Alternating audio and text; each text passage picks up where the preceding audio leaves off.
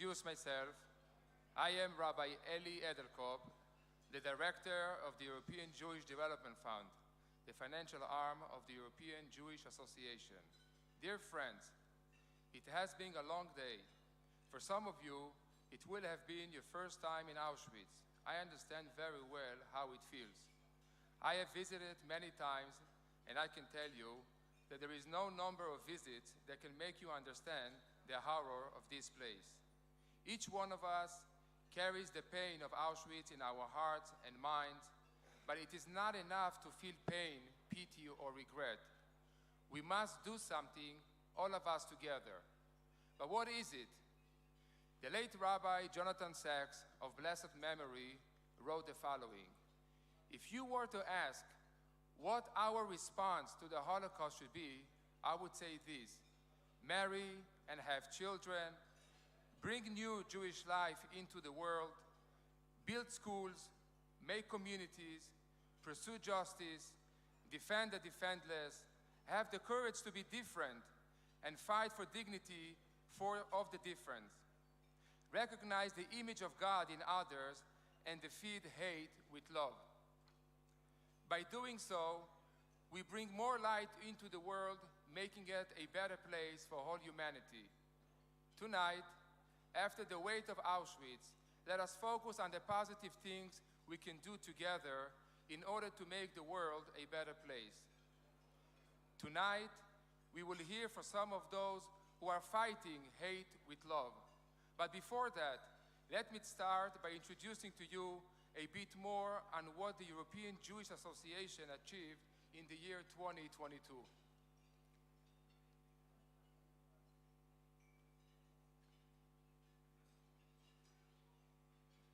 Efforts on behalf of Jews in Europe matter and are making what makes the EJA the Jewish voice of Europe. Our efforts on behalf of Jews in Europe matter and are making a difference. The European Jewish Association fills an essential role, working in conjunction with European institutions, the Parliament and regional and national parliaments, combating anti-Semitism in all its forms, empowering Jewish communities, and strengthening Jewish life all across the continent. We are growing year after year, adding the voices of more and more communities and gaining more friends and influence in parliaments from Kyiv to Lisbon and everywhere in between. We must ensure that Jews feel at home in Europe and that they're proud of being European citizens. We do know that Europe can only prosper when its Jewish communities can prosper too. We reach out, engage, help and problem solve for Jews everywhere. On behalf of the thousands of refugees which we have managed to help, thanks to the European Jewish Association who was there for us from the very beginning, with a big financial support, with medical equipment, with religious equipment, throughout all the time, from the beginning. It is why we are now representing over 400 Jewish communities in Europe and active in 45 countries across the continent. My name is Rachaman Belenki from Kishinev, Moldova. I would like to thank European Jewish Association and Reb Menachem. Special thanks for the quick answer and help to our work the last 3.5 months with Jewish refugees from Ukraine, all over Ukraine. We have had 502 diplomats attend EJA events. I want to thank the speakers for educating me, becoming less naive, and I think we should, as politicians, we should step it up. And that's one of my jobs I will do in the European Parliament for the coming years. So thank you. 425 diplomats joined EJA's Not On My Watch campaign on the International Holocaust Remembrance Day. 89 journalists from 27 countries joined our 5 APA press trips to Israel in 2022. APA operates independently as a peer-to-peer support for media professionals. Our activities have resulted in the publication of hundreds of unbiased articles, interviews, and other reports about various aspects of Israel, and we help journalists in Europe in their daily work, because seeing is believing. 135 journalists joined EJA briefings. 320,000 Jewish holiday kits were distributed in 650 Jewish communities. 100 students received scholarships to study at the Lauder Business School in Vienna. 1,530 students from 21 countries participated in our youth education projects. 68 young students joined EJA bootcamp programs on combating anti-Semitism. This trip of EJA is very inspirational for me. I connected to many new people, we have new ideas, we talked to different regions and established some interesting plans for the future, so I'm very optimistic and I'm very grateful for the EJA to doing this for us. 105 rabbis attended conferences and seminars. 157 community leaders joined our annual Jewish Leadership Conference. 1,200 Jewish children attend our monthly educational programs. 4,500 Jews attend our weekly educational programs. 130 bar mitzvah kids joined our program in Israel. 2,500 people in need received daily hot meals. 574 people in need were helped at our 32 branches of medical equipment lending centers across Europe.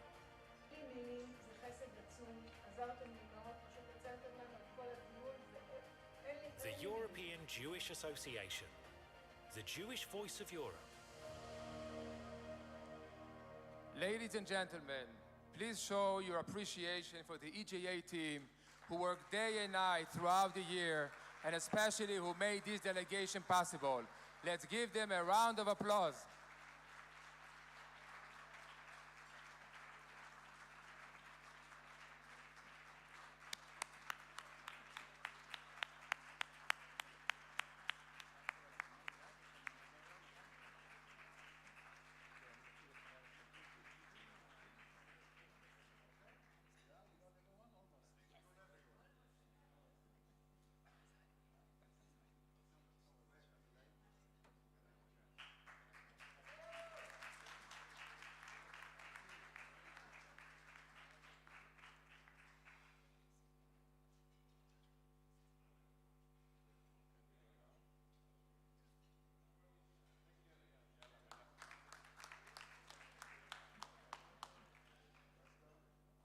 It is now my great pleasure and honor to introduce the chairman of the European Jewish Association, a close friend, Rabbi Menachem Margolin, who founded EJA and who has transformed it to the most dynamic and engaged organization for European Jewry. Rabbi Margolin, the floor is yours.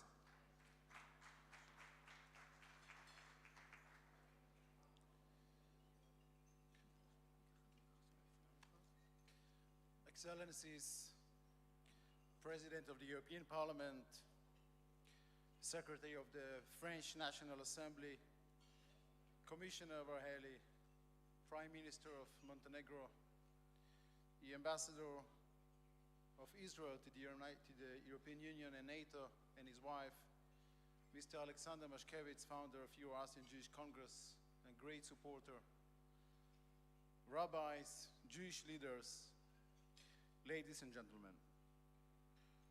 I deeply appreciate each one of you for taking the time to join this delegation.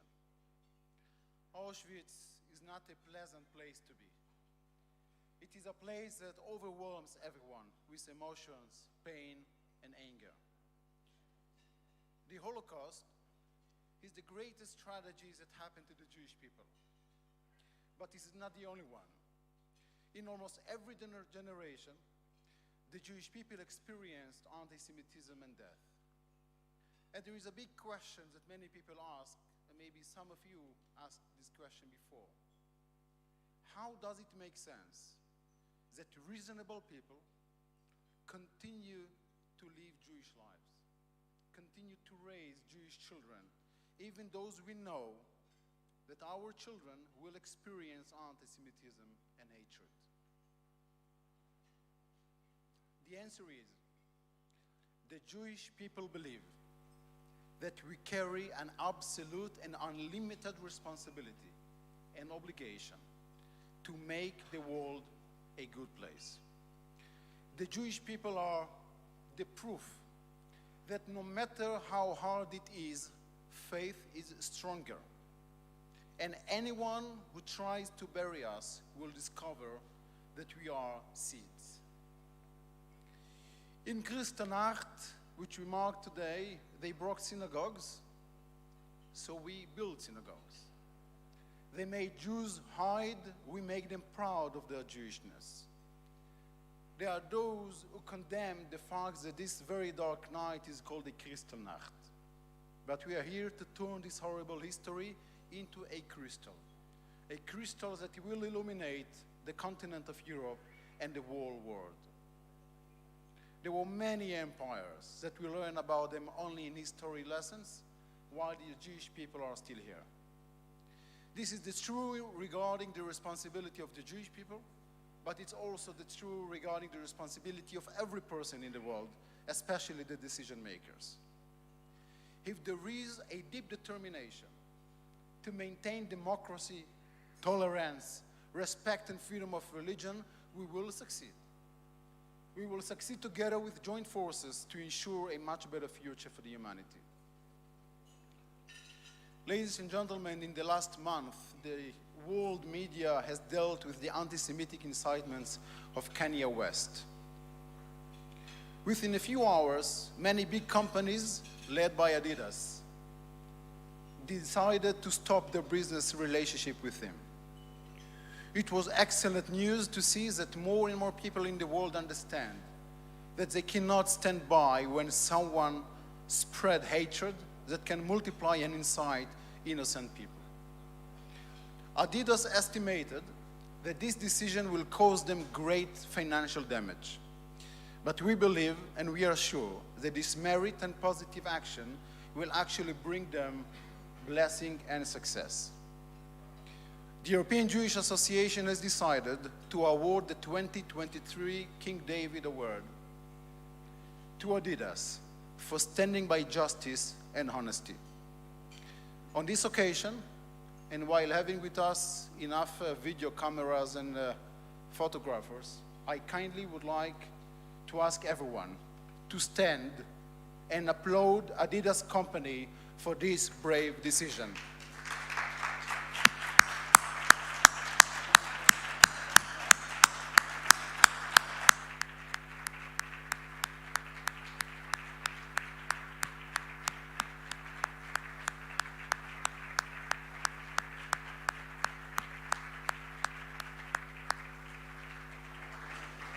We informed the chairman of Adidas about our decision, and we're looking forward to meeting him in the coming days.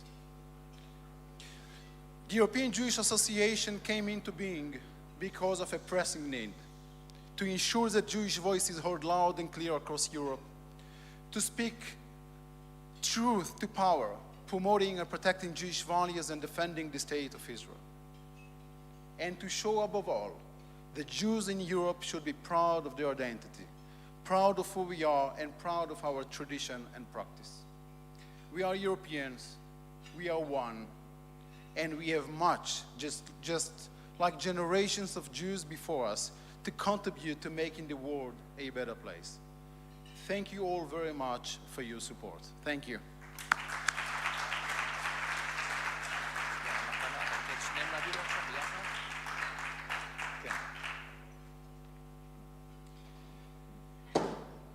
Thank you, Rabbi Margolin. All our activities wouldn't be possible without the support of people who care for what we do. One of them is here with us today, and we would like to express our gratitude and appreciation for giving us the support we need to help us achieve our mutual goals together.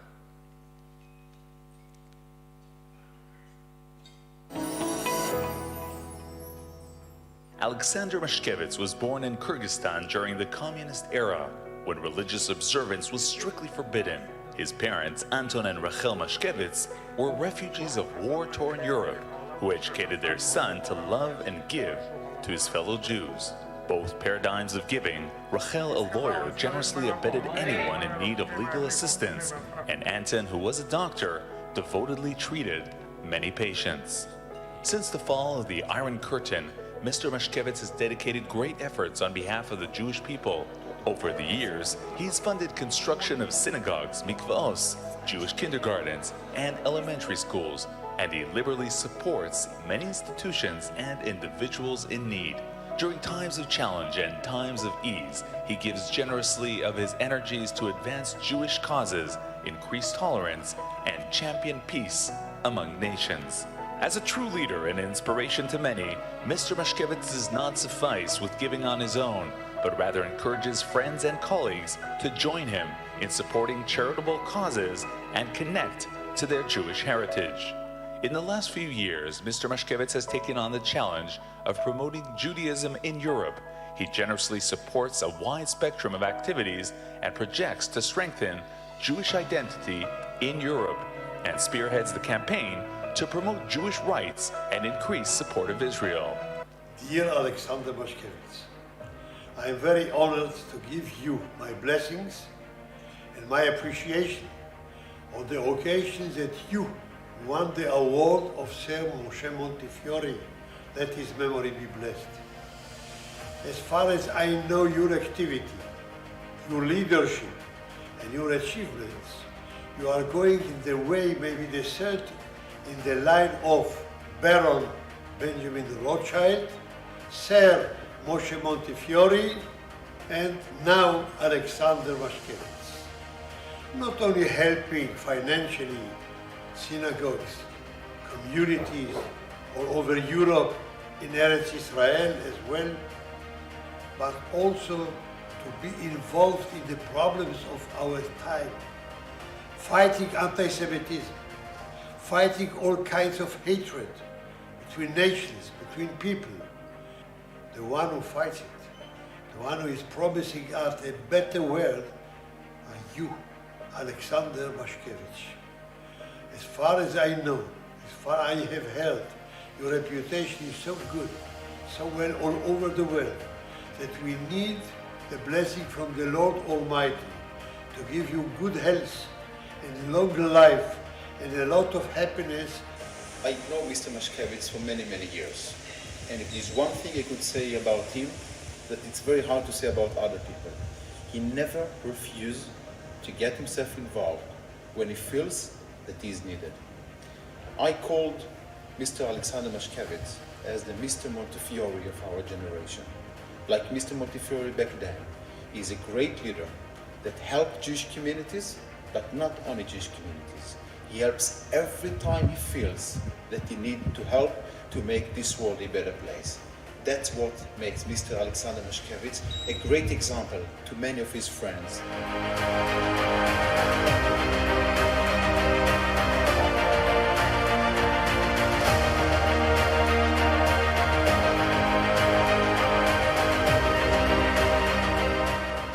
We are now proud to invite Mr. Alexander Mashkevitz to the stage to receive the prize in name of Montefiore.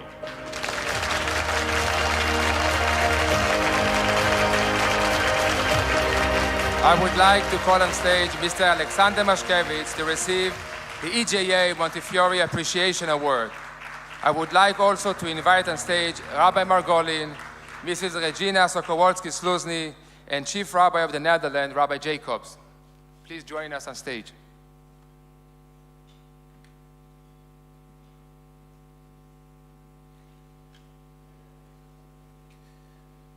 Just before the award will be given, Mr. Mashkevitz, I would like to tell you what I am holding here. 1 second. Okay.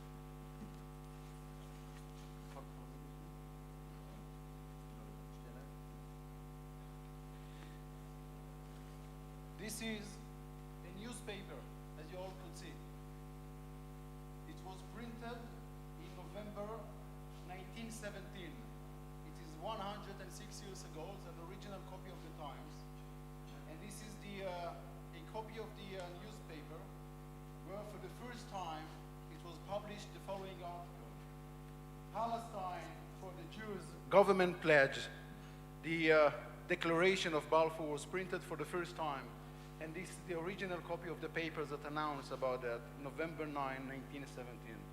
He is no greatest friend to the state of Israel and to the Jewish people than you, and we are very happy to honor you with this gift.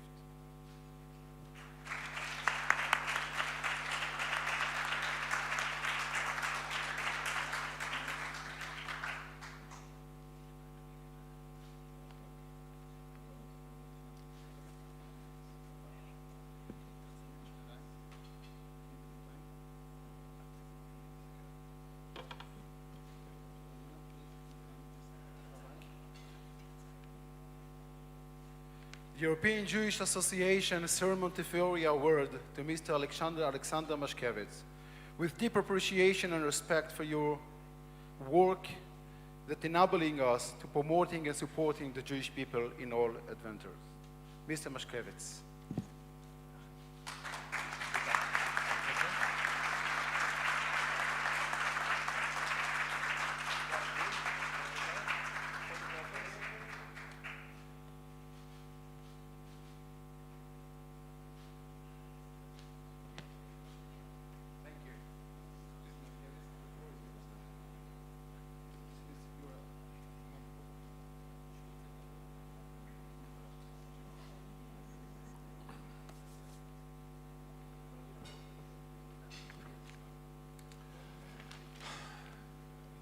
Distinguished guests, dear friends, great honor for me to be here today.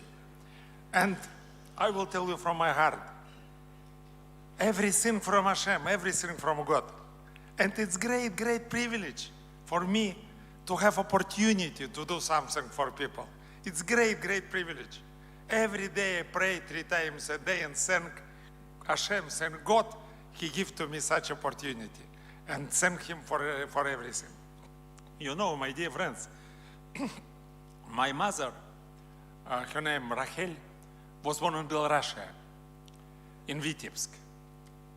She escaped from Nazi last moment. She catch train last moment. If she would come 5 minutes later, it was last train from Vitebsk. She would, God forbid, she would be in Auschwitz, in Birkenau. I would not be here. She got a train with, not for passengers, she got train for animals. And she survived. And you know, my dear friends, the biggest difference between animals and people, animals don't have memory.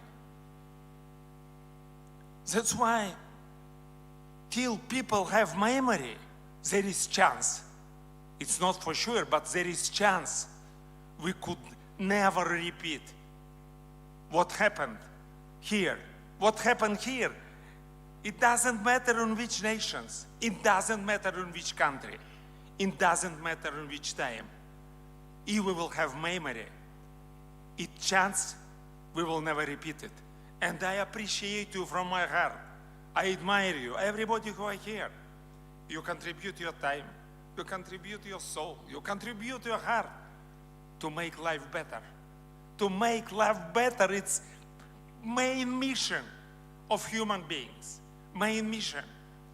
And my father, he was born in Vilna. In this moment, it was Poland. And all his life, he was very proud to speak Polish. And today, Polish people give to whole world very good example how we have to take care about people who are suffering. They share with them their space where they live. They share with them their soul. They share with them all their life. It's good example. And I wish you to everybody never be tired to make life better. Never be exhausted to help people. Believe me, God will give to you 1 million times more to you, to your children, to your grandchildren, what you do for people. I really admire you. I appreciate you. I wish you health, happiness, success. And to be really happy to live in this world. Thank you very much.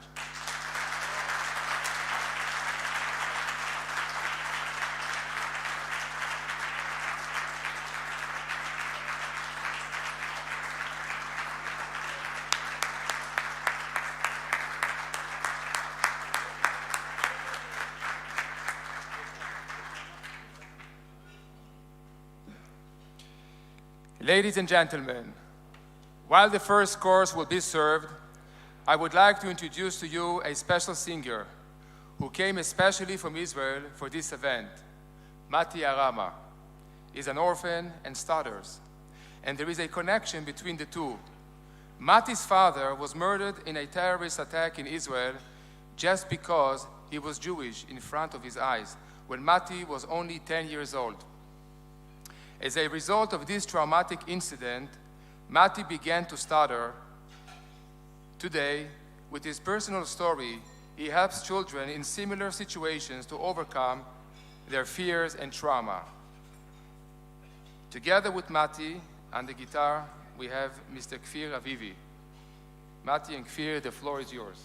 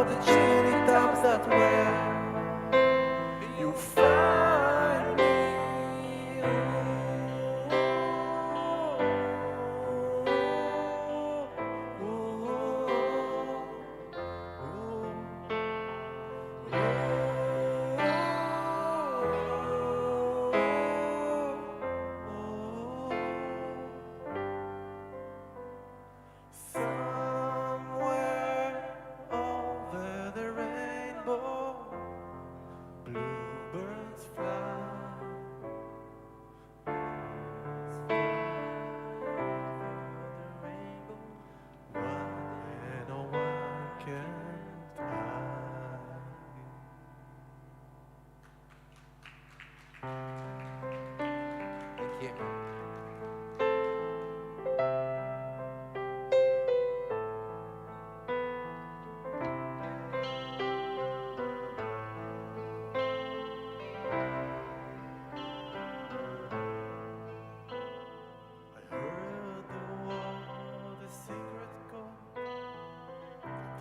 ended and I plead the Lord, but you don't really care for music, do you? It's go like this, the fourth, the fifth, the minor fall and the major lift, the powerful king component, hallelujah, hallelujah, hallelujah, hallelujah,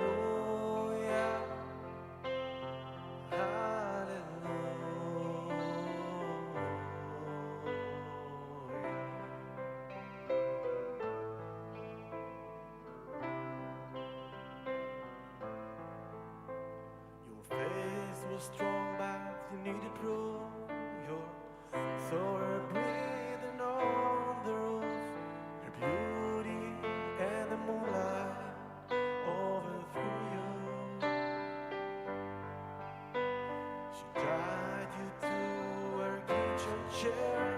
She broke your throne and she cut your hair. And from your lips she drew the hallelujah. Hallelujah. Hallelujah.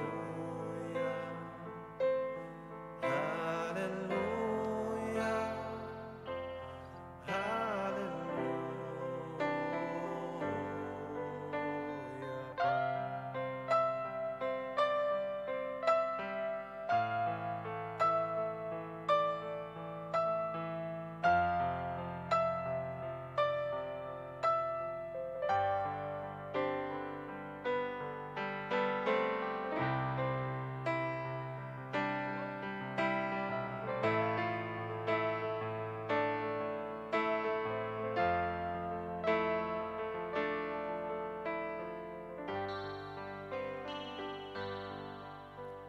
I did my best, it wasn't much. I couldn't feel, so I tried to touch. I've told the truth, I didn't come to fool you. And even though it all went wrong, I stand before the Lord of Song with nothing on my tongue but hallelujah. Hallelujah.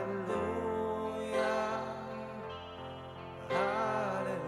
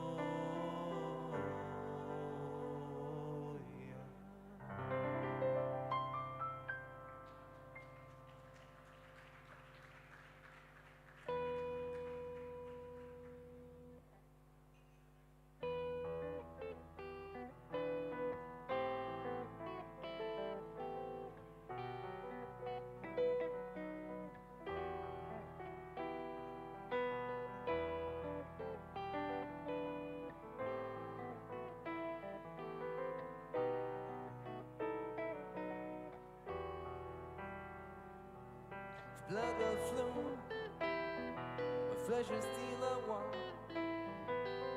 drying in the color of the evening sun. Tomorrow's rain wash these tears away.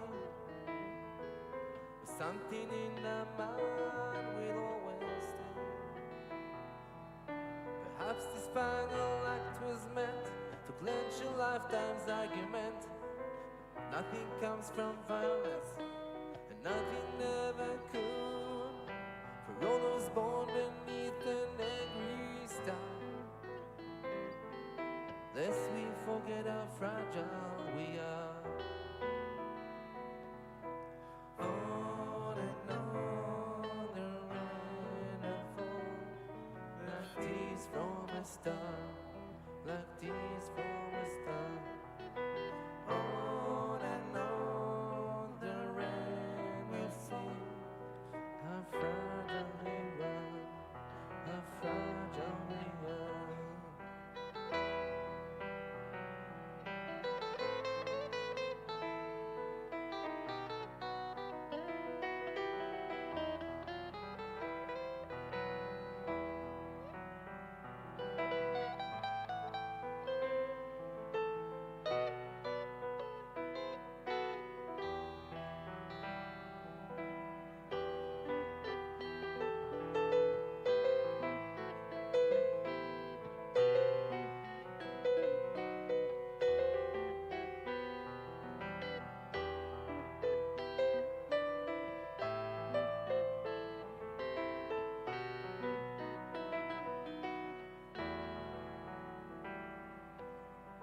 On and on the rain will fall, like tears from a star, like tears from a star. On and on the rain will sing, how fragile we are, how fragile we are, how fragile we are, how fragile we are.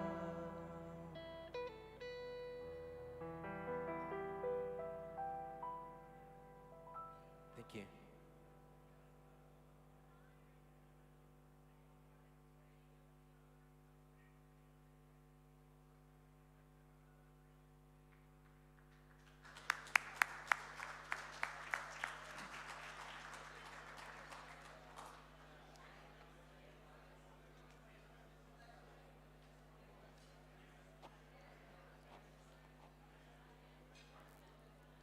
Imagine this, being sent away by your parents for your own safety, hidden far away for years, and taken in by righteous strangers who protected you from death because you're Jewish.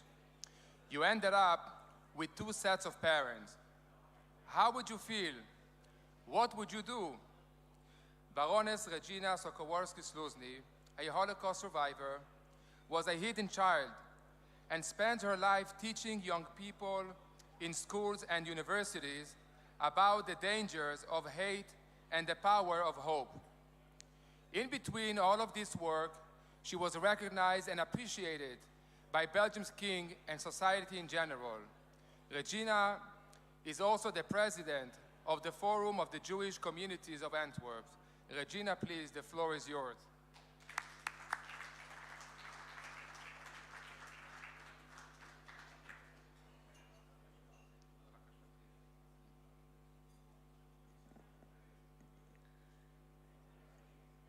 Let me please start with thanking Rav Margolin and long health to you and your wife and the children.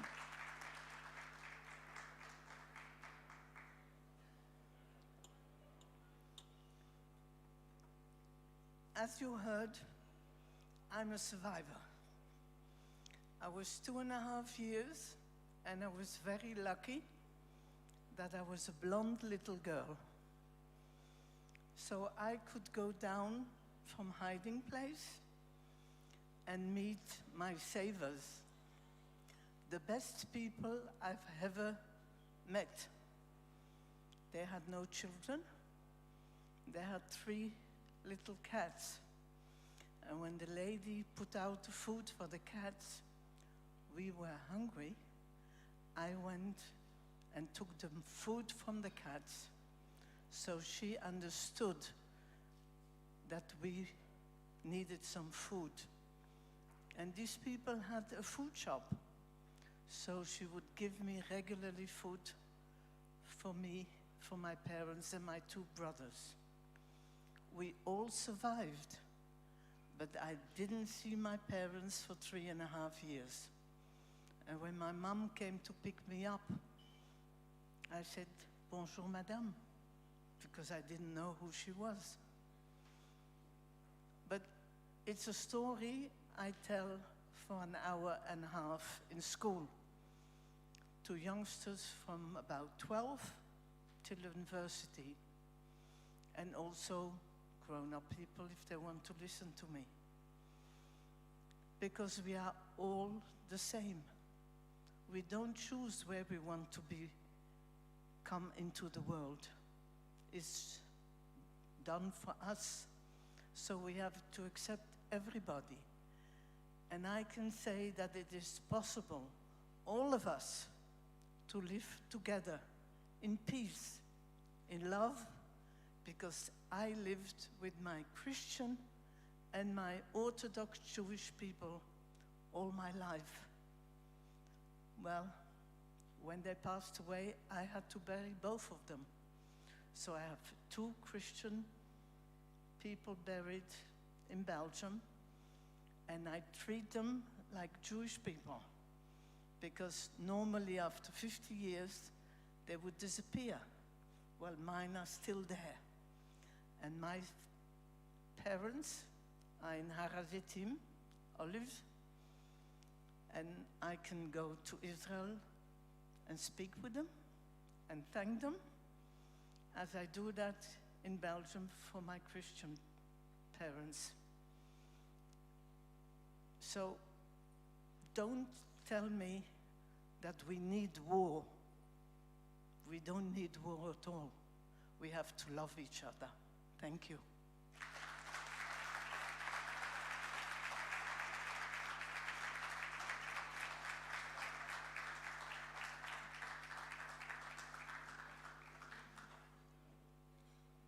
Thank you, Regina. Ladies and gentlemen, our next guest story is a powerful one. Her grandmother, surviving the Holocaust, builds a life and a beautiful family in Paris. And at the age of 85, she was murdered in her flat in an anti-Semitic hate crime. Keren Knul, thank you for traveling from Israel to be with us. The floor is yours.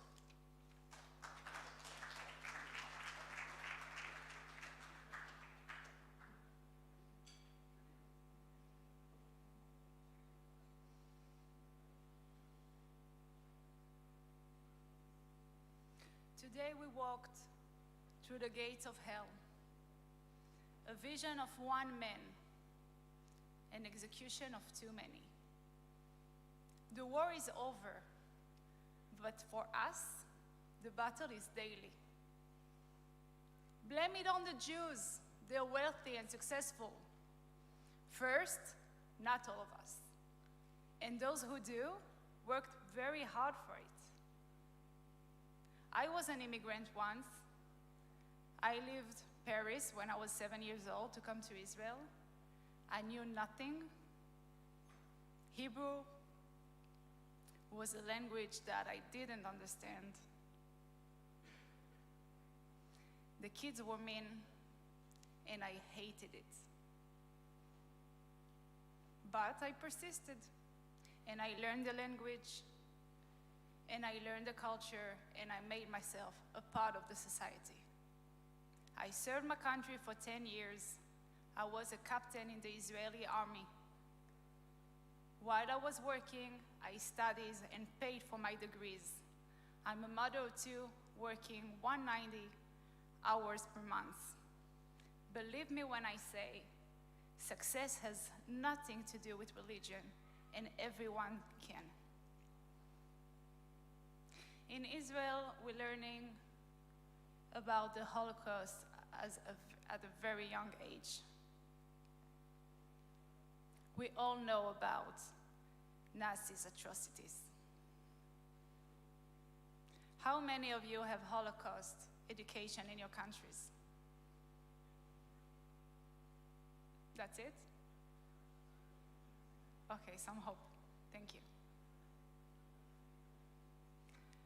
We need to change the next generation and people in general perception. We need to educate them, and this is your responsibility of leaders. My grandmother was murdered 4 years ago.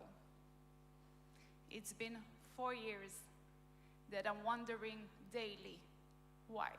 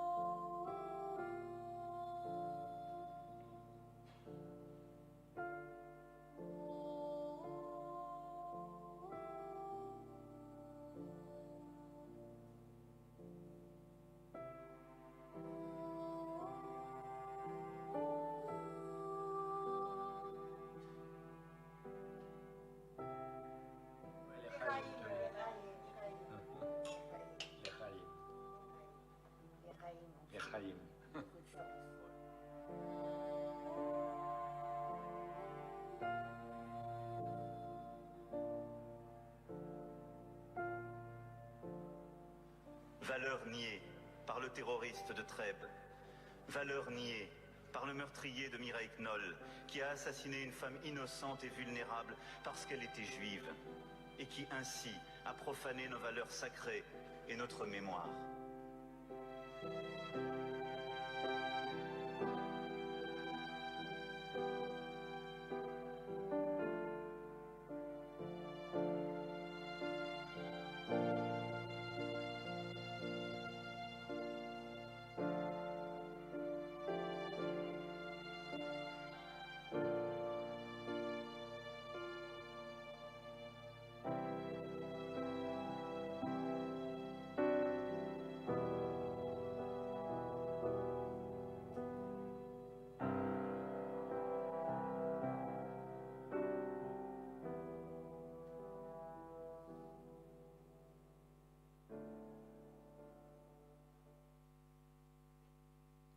Look at her.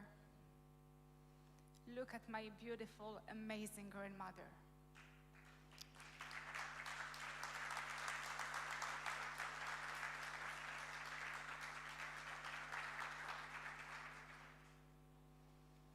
"85 years old, stabbed 11 times and burned only for being Jewish. Who deserved this?"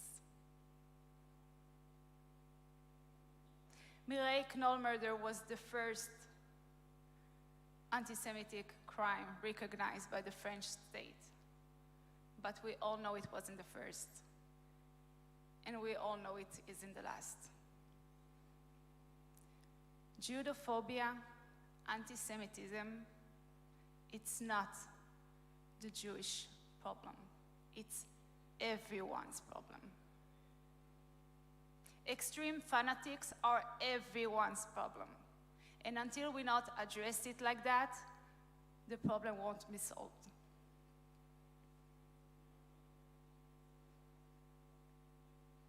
We need to speak up when people making false assumptions. We need to educate people, to show them how, and to implement the changes so they have a real impact.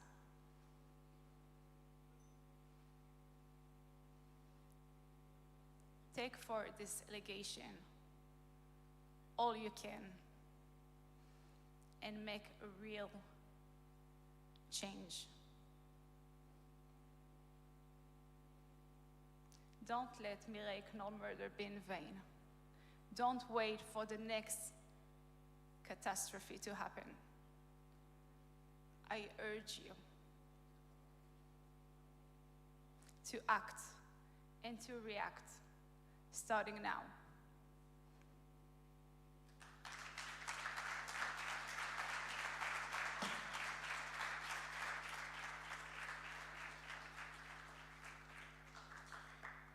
Karen, thank you for those powerful words, and we hope to see a real change in our society.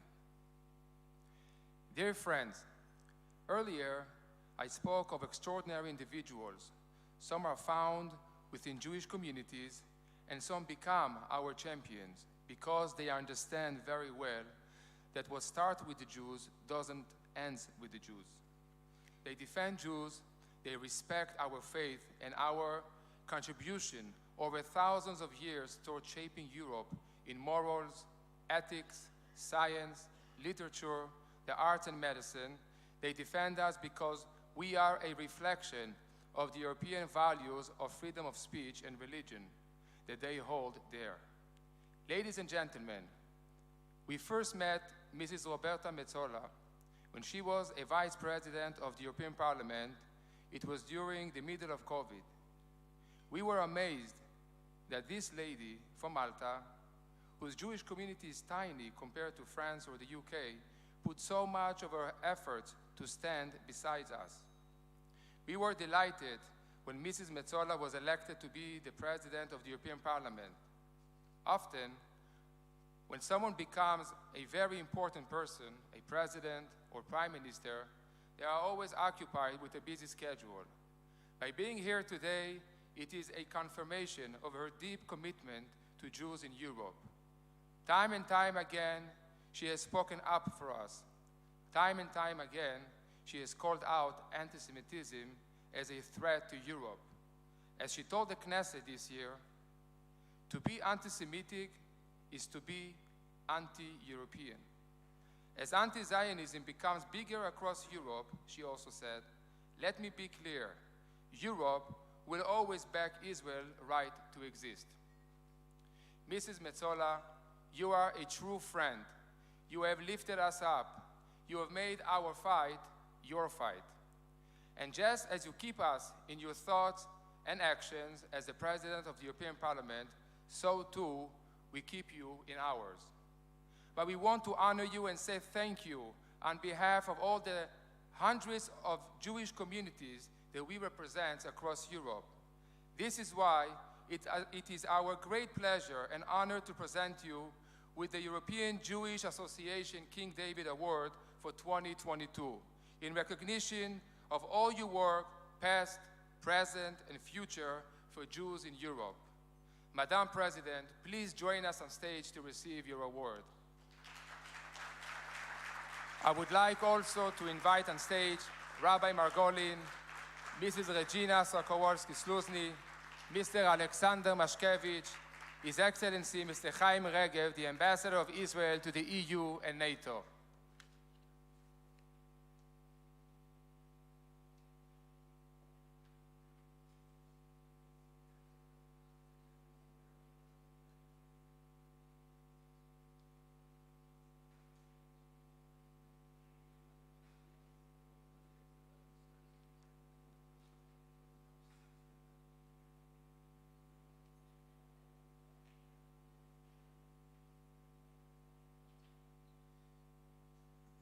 This is the King David Award that Europe bring light. It's an award to Ms. Roberta Metsola, President of the European Parliament, with recognition and gratitude for your work in lifting up and protecting Jewish communities across the continent.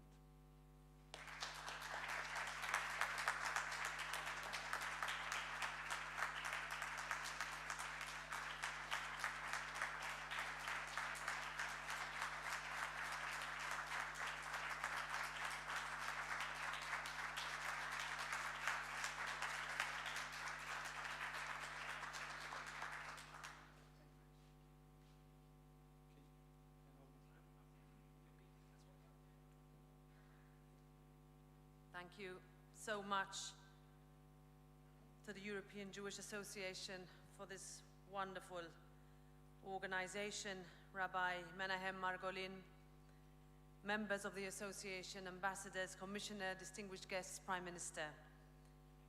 Today was my first time at Auschwitz-Birkenau. I must say I struggled to comprehend how a quiet part of the world, surrounded by beautiful birch trees, provided the setting for the worst crime that man has ever seen. And Rabbi, you were right today. Everyone in the world should come here.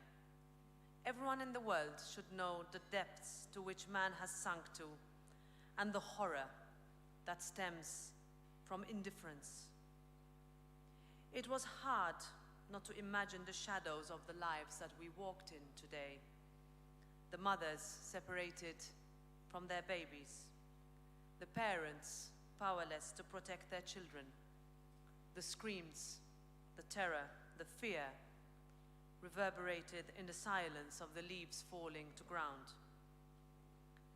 But even among that horror, I found hope. I saw resilience. I recognized fortitude. People who, despite the humiliation, the torture, the hate, stood up to warn the world. A warning that we must repeat again and again, especially when the voices of the last survivors fall silent. I think it was Roman Kent who said, Auschwitz did not fall from the sky. It was the result of years, generations of propaganda, dehumanization, the need to always blame the other. Every time I visit a synagogue in Brussels, in Vienna, or anywhere around Europe, I remain struck by the fact that the entrances are always barricaded with security apparatus. It drives home the message that anti-Semitism is still rife in our societies, that 84 years since Kristallnacht, genuine fears still exist, that despite decades of effort, we have not yet done enough to end the scapegoating, to end the discrimination. We have not yet done enough to make everyone, every citizen in Europe, unafraid to be themselves and worship as they like. That, as we heard today, too many children still do not feel safe saying that they are Jewish. Too many mothers still worry. Too many people still live with suitcases packed, and too many still without the freedom to just live as they choose, without fear. That is our collective failure, but our collective challenge, and one that ours is one for our generation to meet. Karen, thank you for sharing, but also for pushing us to action. Thank you for not letting us get out of this room by just patting ourselves on the back that we're doing enough. We are absolutely not. Ladies and gentlemen, it is an honor and a privilege to be receiving the King David Award. But above all, I want to assure you that I received this award on behalf of the European Parliament with great responsibility. A few colleagues of mine are here tonight. It will serve as a continuous reminder of those heinous crimes committed against humanity in the past, and to recall the importance of speaking up in defense of our common values today. Earlier this year, I visited Israel, making my first state visit out of Europe. There, I visited Yad Vashem, where I emphasized the importance of keeping the memory of the victims of the Holocaust alive, and to teaching our children tolerance and respect. But I am deeply aware that the responsibility that we must carry must also start within our own homes. Holocaust deniers, conspiracy myths, disinformation, and violence of every kind that targets and singles out members of our communities have no place in Europe.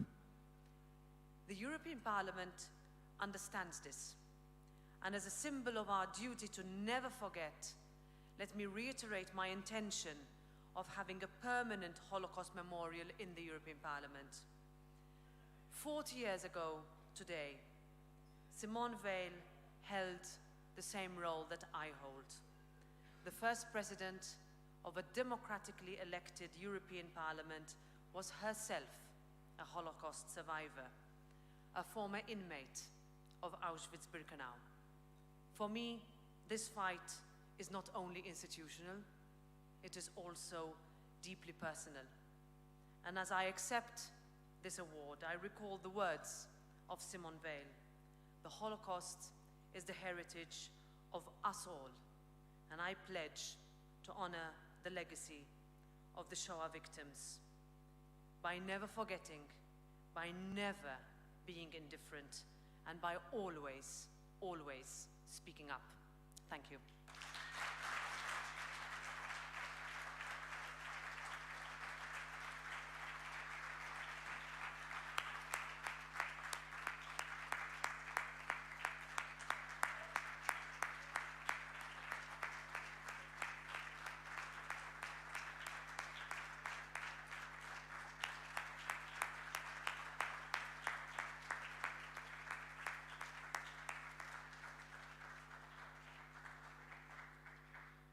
Thank you again to our friend Mrs. Metzola for your gracious and inspiring words. While the main course will be served, I have the pleasure to invite Mati and Kfir on stage. Thank you.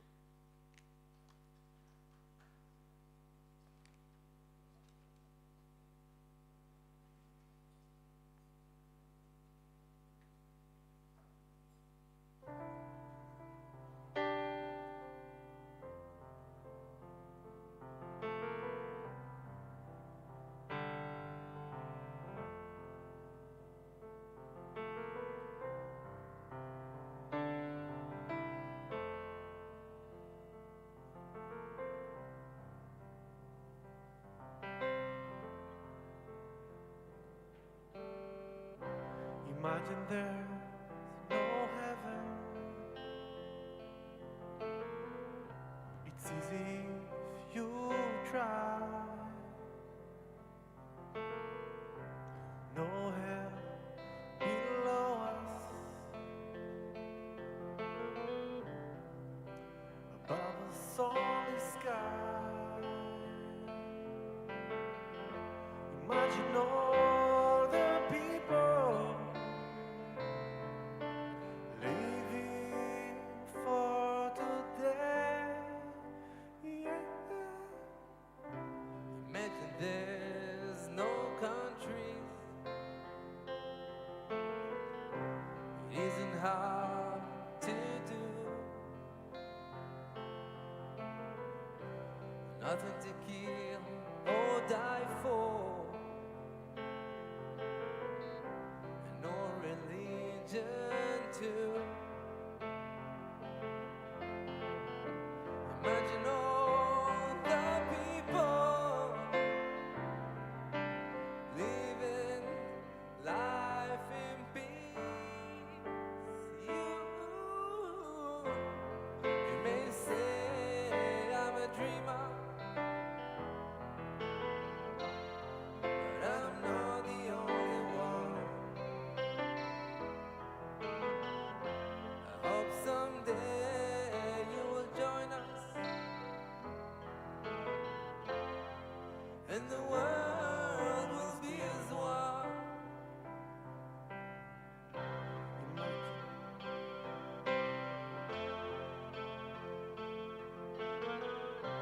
Imagine no positions. I wonder if you can. No need for greed or hunger. Brother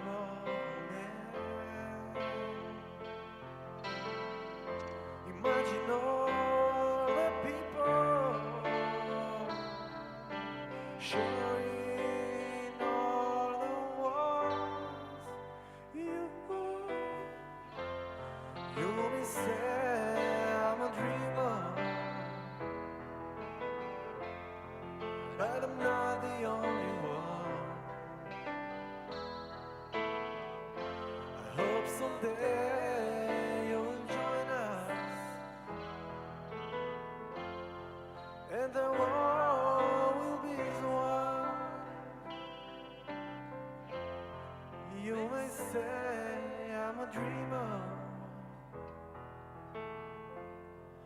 but I'm not the only one. I hope someday you will join us, and the world will be as one.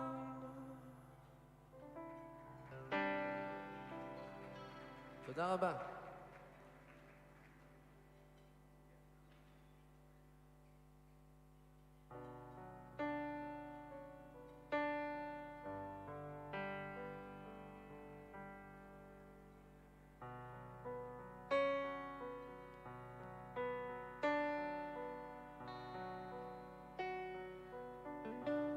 Hello, darkness, my old friend. I've come to talk with you again, because the vision softly creeping left its eyes I was sleeping, and the vision that we planted in my brain still remains within the sound of silence. In lucid dreams I walked alone. Now our streets are cobblestone. Near the halo of the street lamps, I tune my color to the cold and damp. When my eyes were struck by the flash of a neon light that split the night, in the dark of silence, in the naked light I saw 10,000 people, maybe more, people talking without speaking, people hearing without listening, people writing songs that voices never share, and no one there disturbed the sound of silence.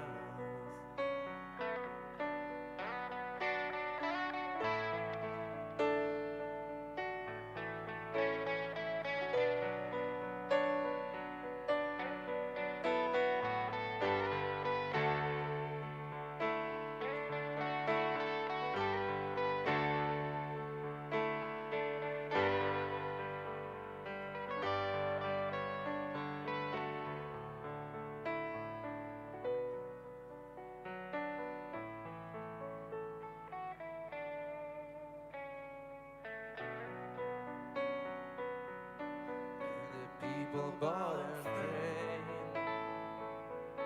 to the neon god they made, and the south they shouted its warning, and the words that it was for me, and the signs said the words of the prophets are written on the subway walls and tenement halls, and whisper in the sound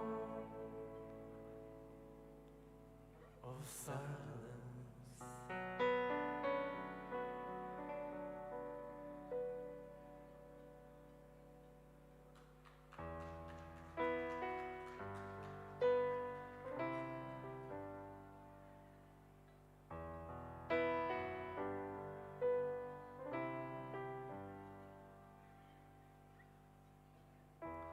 מי יודע כל כן, מי רופא לשבור אליהם, יוצר אור החושך, עושה שלום ומלחמה, מי יושב על כיסא דין, מתכסה ברחמים, מוחל וסולח, מביט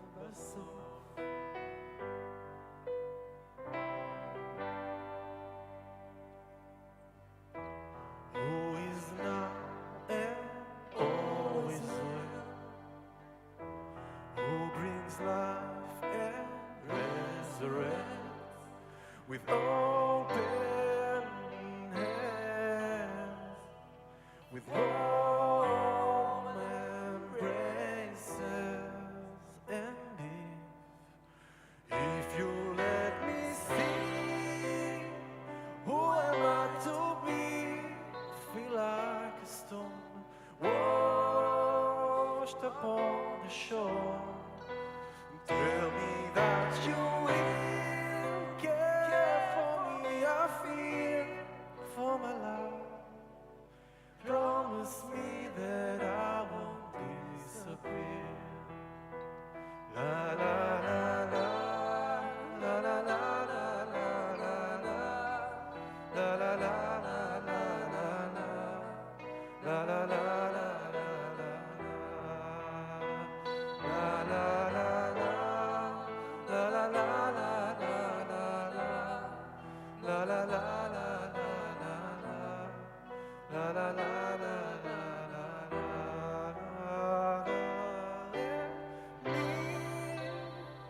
אל מי אני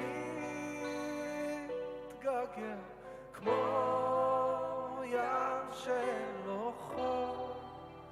רק תגיד לי מי יחבק אותי ויבטיח שאני לא אכנע בסוף. Promise me that I won't disappear.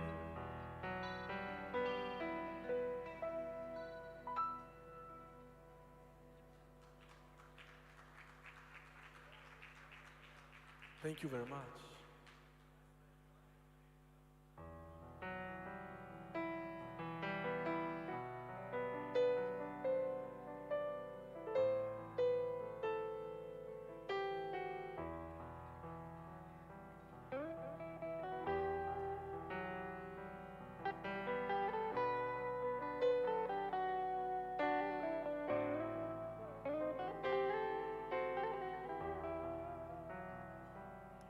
כשהלב בוכה, רק אלוהים שומע.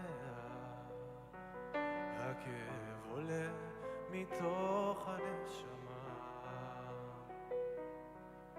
אדם נופל לפני שהוא שוקע. בתפילה קטנה חותך את הדממה. שמע ישראל אלוהי, אתה כל יכול.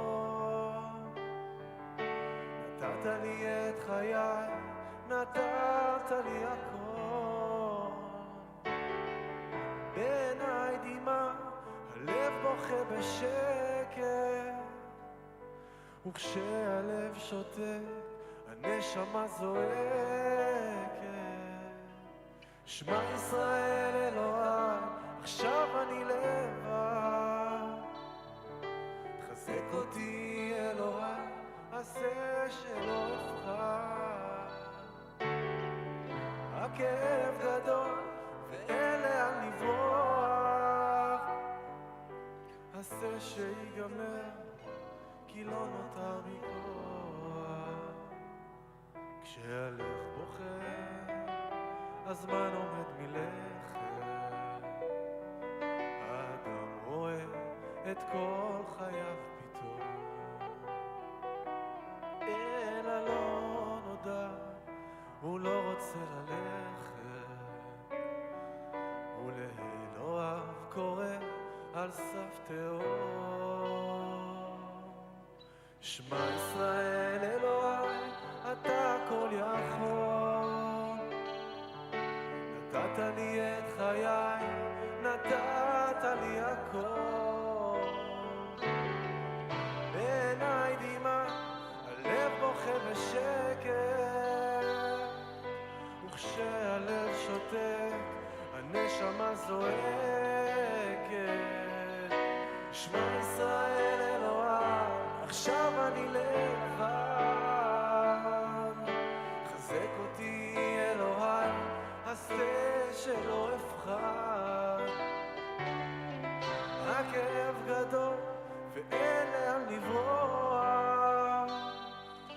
עשה שיגמר, כי לא נותר בי כוח.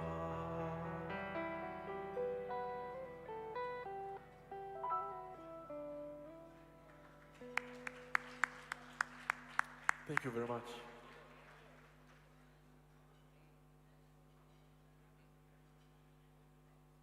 Thank you, Mati and Kfir. Ladies and gentlemen,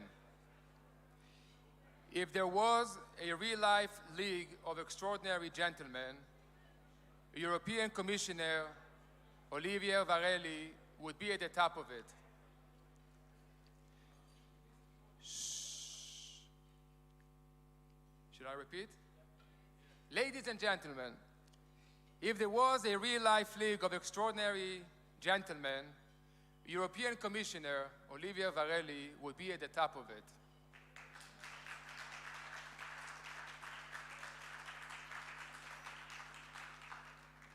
When the situation in Ukraine became dangerous, Commissioner Varelli worked closely with the Federation of Jewish Communities of Ukraine to evacuate more than 30,000 Ukrainian people to safe zones.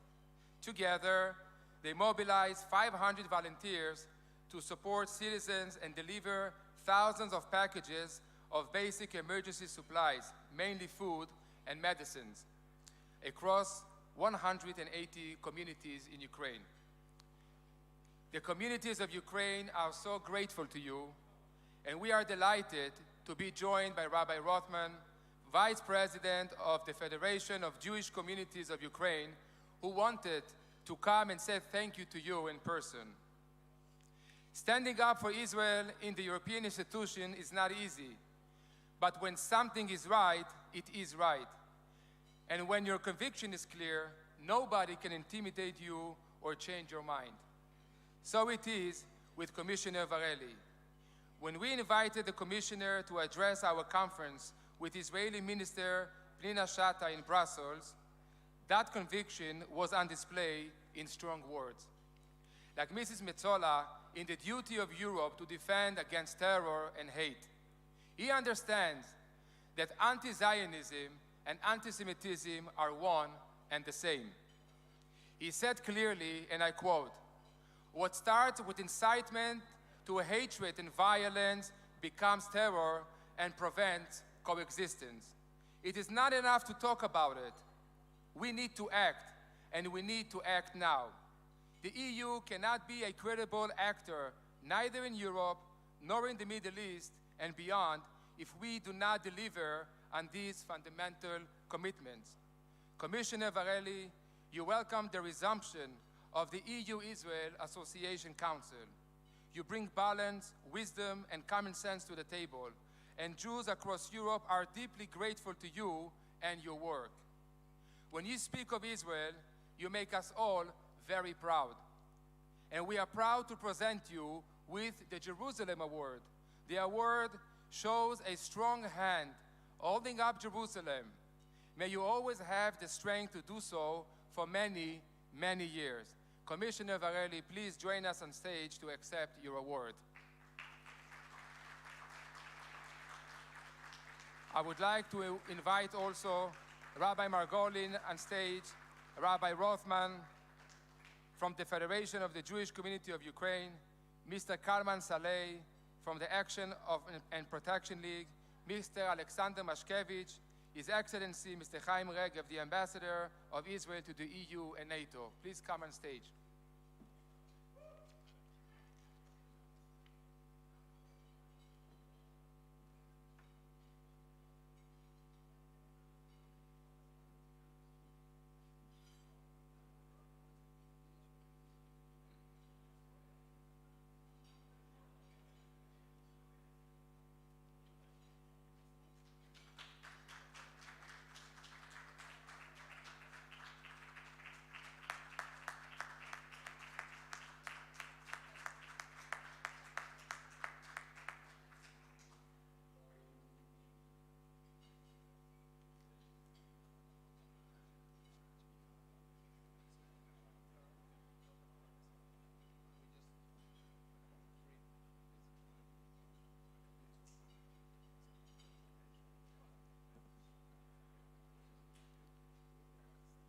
The inscription reads,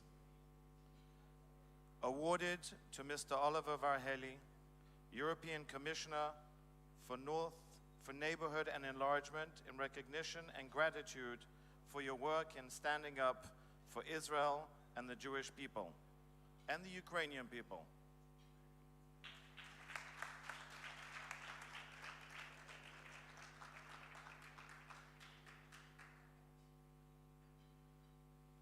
Well, dear Rabbi Margolin, dear President of the Parliament, dear Roberta, dear members of the Jewish community, dear Prime Minister, first of all, I never would have thought that it's going to be here that I meet so many friends. This is the first wisdom of the day. The second wisdom of the day for me was that the only way to defeat death or the Holocaust is to bring life. Only life can defeat death. So this prize today is priceless for me because, of course, we are all working for one cause, to make the world a better place. But you have to start somewhere, so I started here. And I think that those who are working tirelessly, like my good friend, have shown the world that we can change it. We can save lives, we can save people today, and this is our job. Because today we are commemorating the legacy of the Kristallnacht. Don't forget. We have to honor the victims of the Shoah by standing up for those who are living, and we need to save them also from Ukraine as we speak, but we also have to stand up for them and their memories every day, everywhere. Because, of course, much has been told about the Holocaust and the unforgivable sin by the Nazis, and it is, of course, very difficult to talk about it. But still, I think we should talk about it, and maybe we should talk about it in a way, in the language that our generation understands. And this could be the bridge, maybe, from never again to how to make Europe a Europe that has been there at the beginning of the century, when Jewish life was flourishing. And our job is to bring back Jewish life as it was before the Holocaust. It's quite a challenge, but I think we have already started working on that together. And this is why I think that if we want to keep the memory of the Shoah alive in the future, we have to create a new era based on this. And this era must be done together with the people. Because we can preach, we can craft messages, speeches, but it is the people who change the world. Because an era in which anti-Semitism, hatred to violence, incitement are on the rise again are not going to bring this.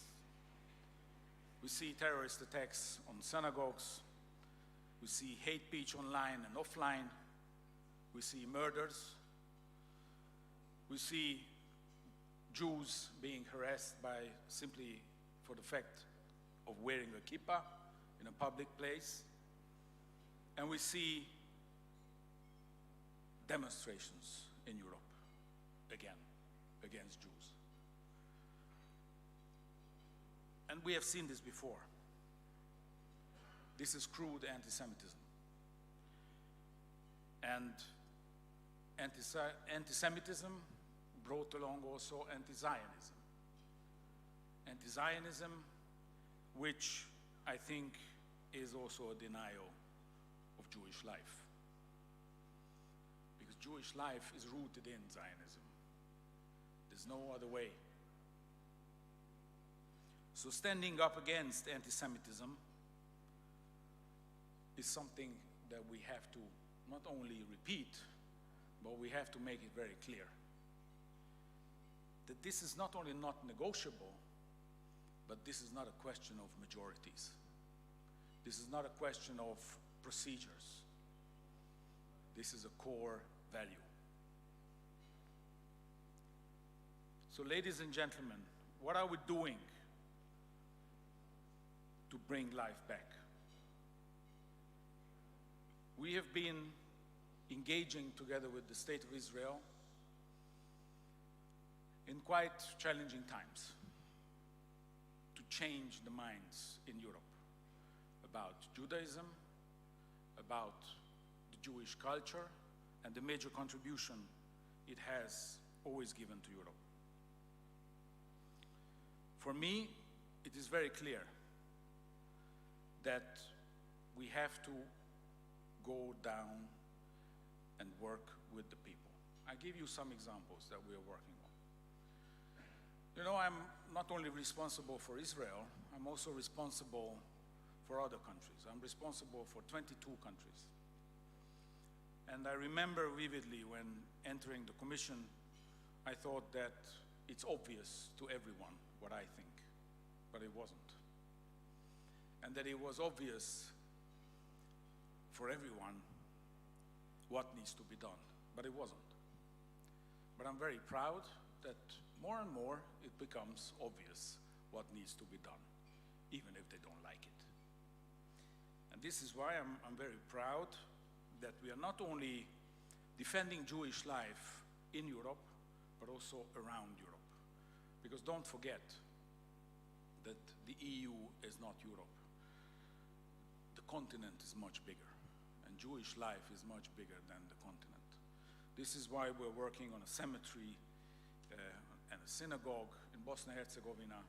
This is why in Ukraine we're working together. This is why in Morocco we are having projects, and this is why we are engaging with the State of Israel on the new language. The new language which is called the Abraham Accords. Because that is the only way to bring peace, stability, and prosperity forward.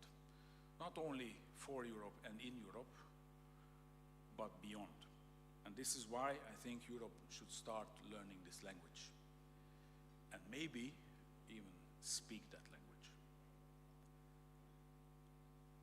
In addition, we are also taking decisive steps to address the foundations for peace. And this is why we are resolute to make sure that no EU funds can contribute to incitement to hatred. This is why we are committed not to share any of European funds to organizations of people who are inciting to hatred, violence or terrorism, who are not complying, be it their educational system or other, with basic standards. Because anti-Semitism, incitement to hatred and violence, glorification of terrorism has no place in classrooms, be it in the EU or outside the EU, and EU taxpayers shall not fund it. And last, but certainly not least, we are of course working with the Jewish community to bring the everyday life back, meaning that people should be proud of being Jew. Thank you.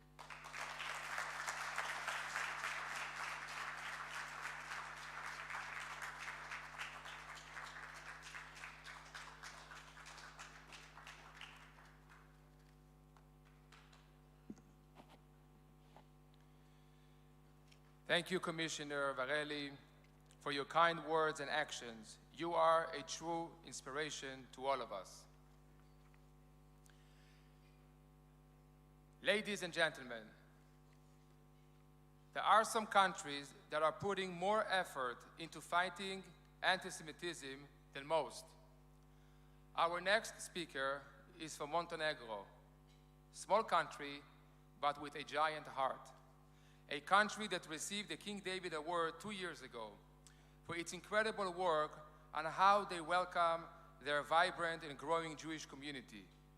This country is a special one, not just because my cousin, Rabbi Ari Edelkop, who is here with us today, the chief rabbi of Montenegro, but because respect for diversity and difference goes right up to the very top. Ladies and gentlemen, it is a tremendous honor for me to introduce our next speaker for you tonight, His Excellency, Mr. Dritan Abazovic, the Prime Minister of Montenegro.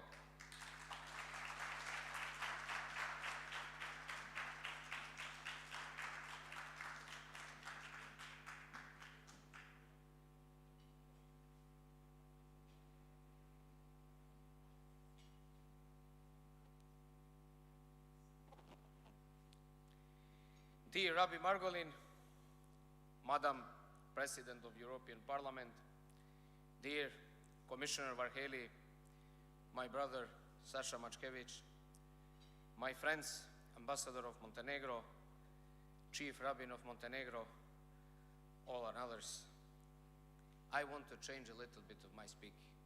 I will not read what I prepare. Just because of one reason, because tonight I feel so familiar and so comfortable. It's easy to be on the right side. Maybe body sometimes not feel comfortable, but soul feeling comfortable. So message is that we always need to be on the right side.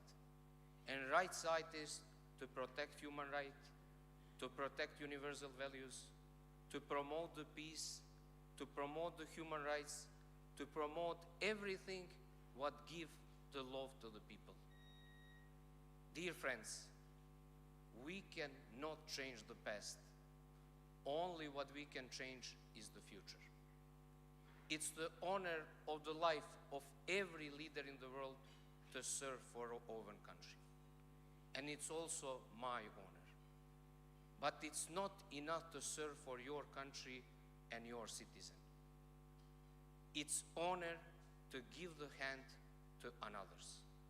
The small Montenegro give the hand, give the hug to others. I am proud that my country is the country when Jewish are more than welcome. Is the country with not anti-Semitism. Is the country which not provide any kind of death or killing during Second World War. It was different. We provide the protecting of Jewish people in our territory. Montenegro can be the positive example, also for some much more developed European countries. Montenegro is the country we try to give the best to everybody feel very comfortable. I will speak just a little about my story. When I come to the office, one of my first decisions was to give the permission for registration of Jewish community in Montenegro. And I hope that we will soon come to another important decision to make the first synagogue in our country.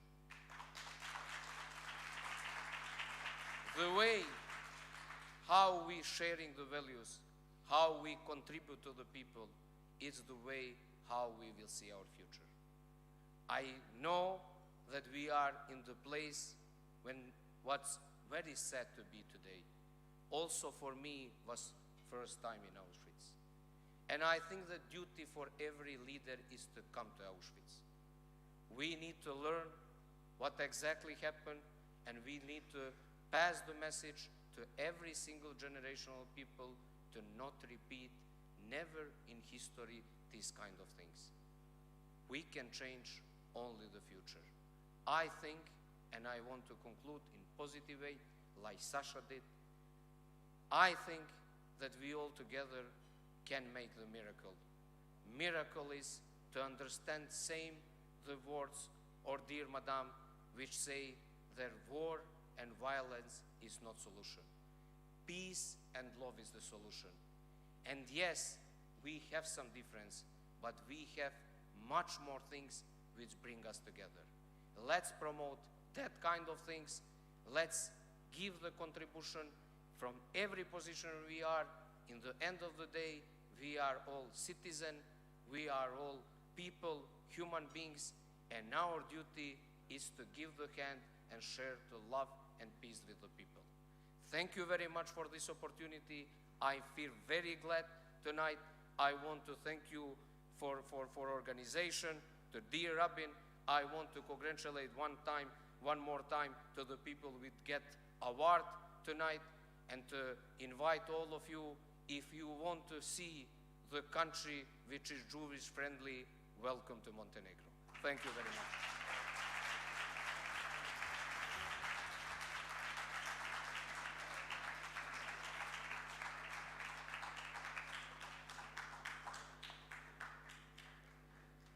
Thank you, Prime Minister, for being with us and sharing those warm and important words.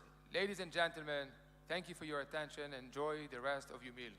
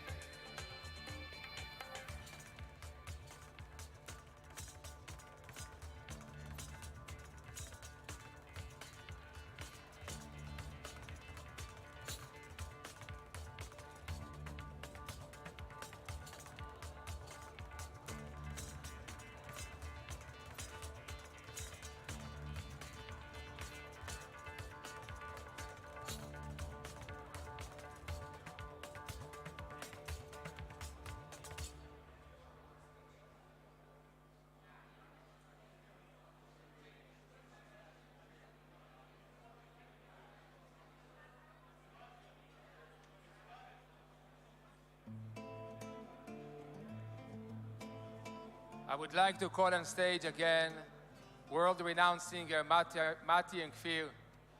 Please be seated while dessert is being served.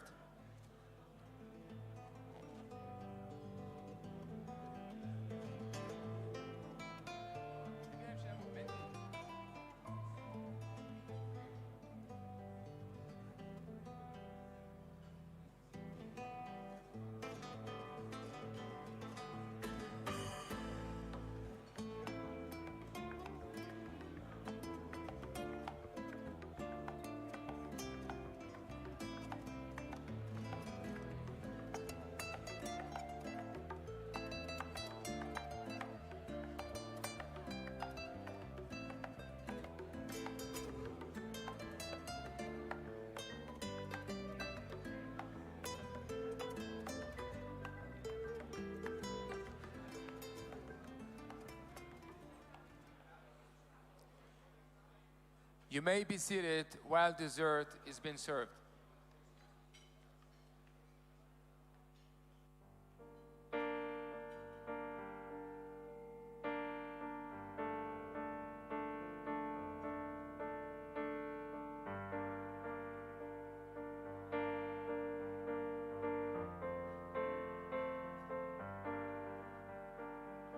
דוד מלך ישראל, דוד מלך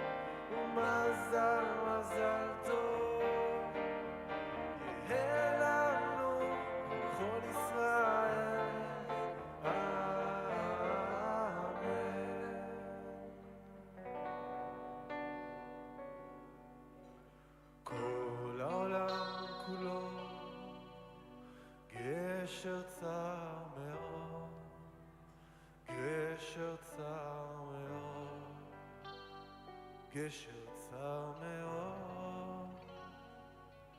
כל העולם כולו גשר צר מאוד, גשר צר מאוד.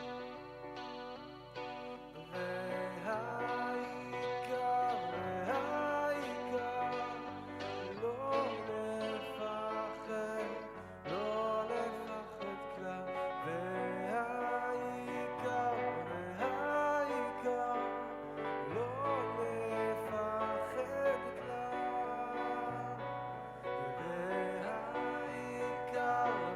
והעיקר, לא לפחד, לא לפחד כלל. והעיקר, לא לפחד כלל. כל העולם כולו גשר צר מאוד, גשר צר מאוד, גשר צר מאוד. כל העולם כולו גשר צר מאוד, גשר צר מאוד. והעיקר, לא לפחד, לא לפחד כלל. והעיקר,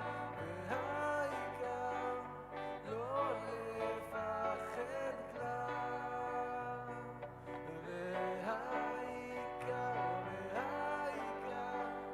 לא לפחד, לא לפחד כלל. והעיקר, לא לפחד כלל. והעיקר, לא לפחד, לא לפחד כלל. והעיקר, לא לפחד כלל. שימור חי, אני עוד חי, ושתי עיניי עוד נישאות לאור. רבים חוכי, אך גם ברכה, ולפניי שנים רבות מספור. אני שואל ומתפלל, טוב שלא עבדה עוד התקווה. חי, חי, חי, אין אני עוד חי. זה השיר של סבא, שר אתמול לאבא, והיום אני עוד חי, חי, חי, עם ישראל חי. זה השיר של סבא, שר אותו לאבא, והיום אני שימו אחד, אני עוד חי, ושתי עיניי עוד נישאות לאור. רבים חוכי, אך גם פחי, ולפניי שנים רבות מספור. אני שואל, מתפלל, טוב שלא עבדה עוד התקווה. חי, חי, חי, עם ישראל חי. זה השיר של סבא, שר אתמול לאבא, והיום אני עוד חי, חי, חי, עם ישראל חי. זה השיר של סבא, שר אתמול לאבא, והיום אני.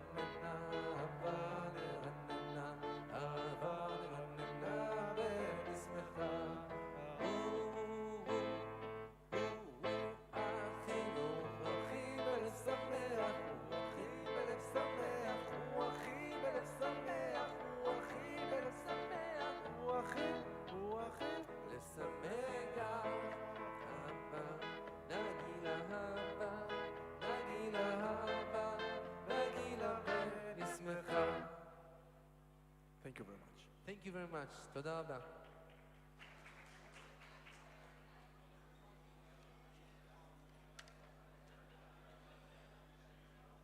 Please be seated. Thank you, Mati and Kfir. Dear friends,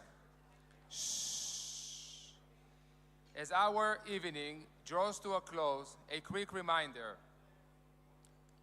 We have heard tonight from inspiring people, from survivors, from senior politicians, from those who make our work possible, but we want to speak about the future. What legacy will we leave for the next generation of Jews? What are their hopes and fears? For the EJA, the voice of our youth matters. As John F. Kennedy once said, the Jewish people, ever since David slew Goliath, have never considered youth as a barrier to leadership. It is my great pleasure to introduce a young Jewish leader whose potential is endless. President of Public Affairs at the Federation of Young Jews in Spain, Mr. Juan Rodriguez Caldes.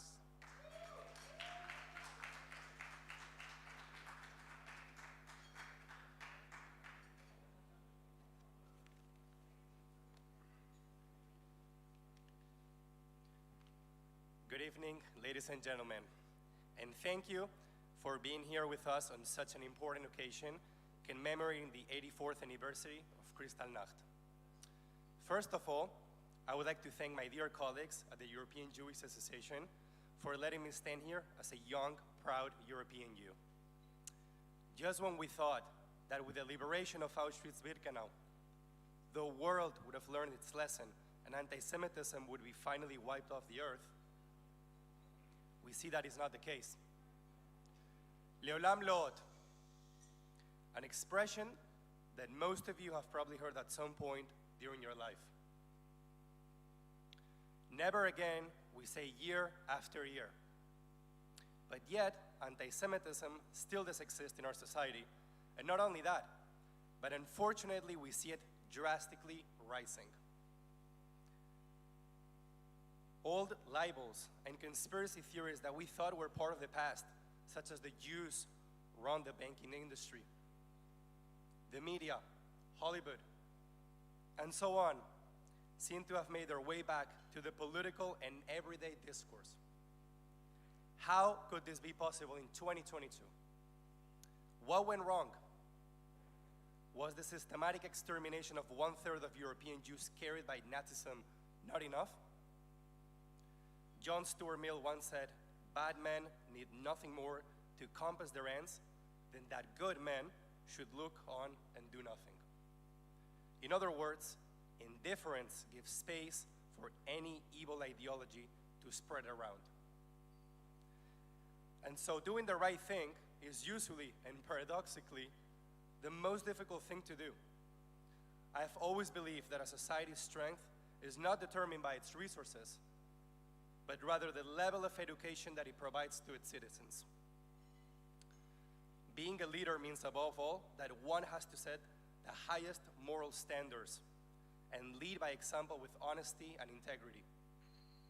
Our current globalized and interconnected world needs more leaders with a vocation of public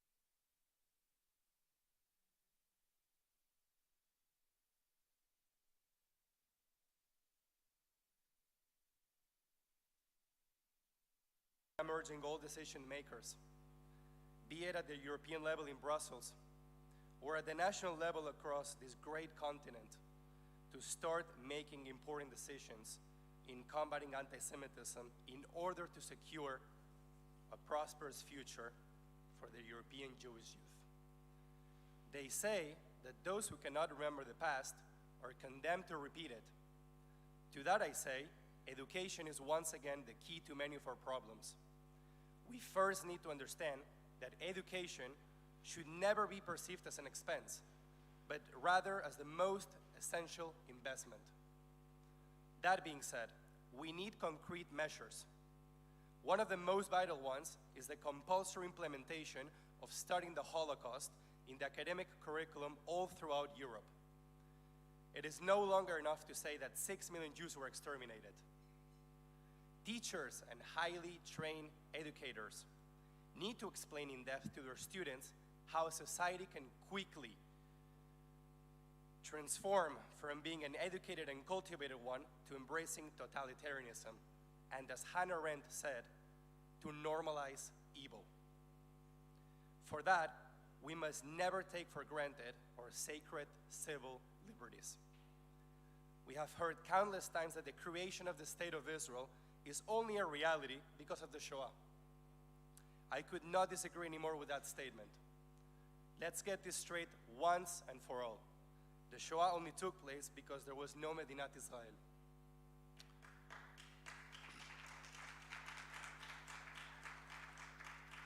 That brings me to the second measure that needs to be enacted. All the European organizations and institutions should immediately cease funding for the Palestinian NGOs that work on behalf of the Popular Front for the Liberation of Palestine. It is paramount to understand that in reality, most of these NGOs use their platforms to launder that money, in which the only real beneficiaries are their corrupt Palestinian leaders. This is not to say that one may not side with the needs of the Palestinian people, but by doing this, the real help will not end up in the right hands. Another very important concern that needs to be addressed is the boycott, divestment, and sanction movement, also known as the BDS. It is essential to understand that what truly hides underneath this so-called human rights movement is actually an organization that incites hate and violence. A couple of weeks ago, in my dear country, in Spain, thanks to the hard work of ACOM for bringing this issue to the courts, the Spanish Supreme Court ruled that public institutions that would adhere to the BDS campaign would be illegal and consequently setting a historic precedent.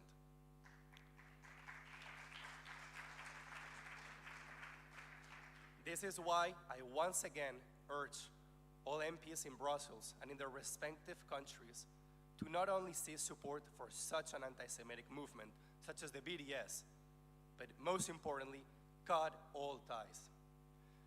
Lord Rabbi Sachs once said that anti-Semitism is one of the oldest viruses in the world, and that it unfortunately always finds its way to mutate. In medieval times, we were attacked and expelled on the basis of our religion. Later in the 19th and 20th century, the persecution was on the basis of our so-called race, which ended with the Holocaust. Now, it is through the lens of modern anti-Zionism. In other words, denying us, as Jews, the right of self-determination to have our own state in our ancestral homeland. Why is it that Israel is subject to such high levels of double standards when no other country is?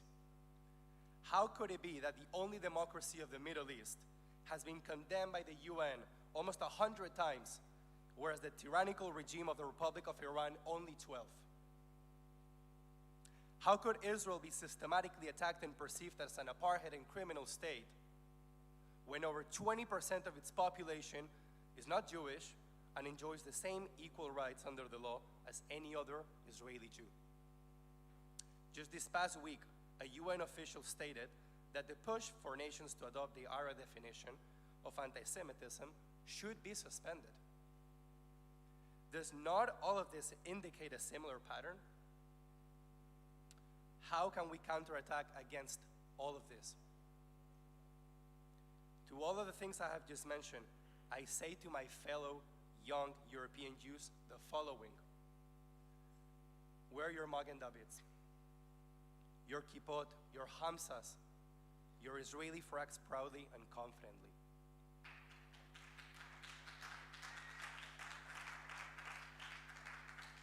Do not be ashamed for a second of who you are.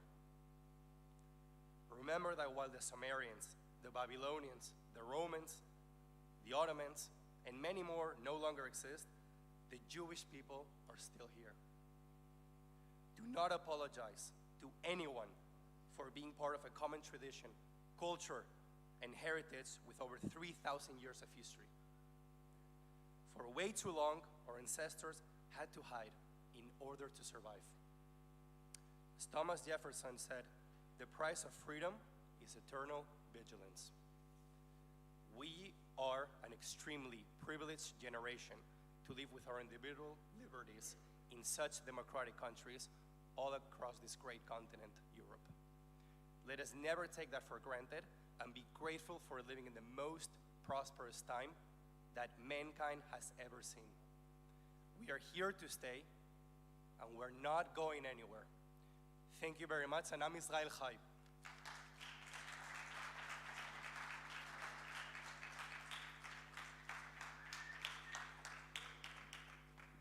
Thank you, Juan. Ladies and gentlemen, that concludes our dinner. It has been a real pleasure having you join us. Tomorrow morning, our work on fighting anti-Semitism at our symposium starts at 9 o'clock sharp, right here. We will reset up the room. Looking forward to see you. Breakfast will take place at the patio